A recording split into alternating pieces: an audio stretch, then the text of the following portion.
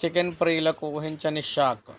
Chicken ప్రియులకు ఊహించని shock అయితే తగిలింది. డిమాండ్కి తగిన ఉత్పత్తి లేక భారీగా పెరిగిపోయిన రేట్లు, పండుగలు పెళ్లిళ్లతో డిమాండ్, దానా కోడి పిల్ల నిర్వహణ ధరలు కూడా పెరగడం మరొక కారణం. చికెన్ ప్రియులకు ఊహించని షాక్ అయితే తగిలింది. కిలో చికెన్ 300కు పైగానే విక్రయిస్తున్నారు.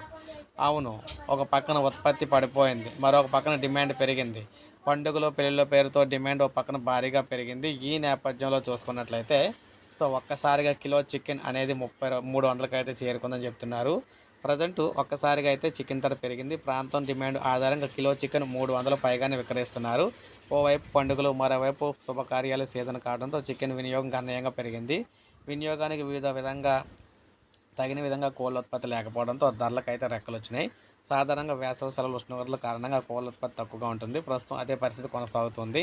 దానా ధరలు, కోడిపిల్ల ధరలు పెరగటము, వేసవిలో నిర్వహణ ఖర్చులు పెరగడం కారణంగా చికెన్ ధరలు కూడా పెరగడానికి కారణం అని చెప్పేసి వీరైతే చెప్తున్నారన్నమాట. ఈ విధంగా 300 అయితే దాటేసింది.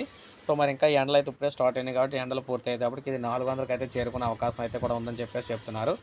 ఇది మనకు లేటెస్ట్ అప్డేట్. ఒక లైక్ చేయండి, సబ్స్క్రైబ్ చేసుకోవాలి. మన ఛానల్ సబ్స్క్రైబ్ చేసుకోండి.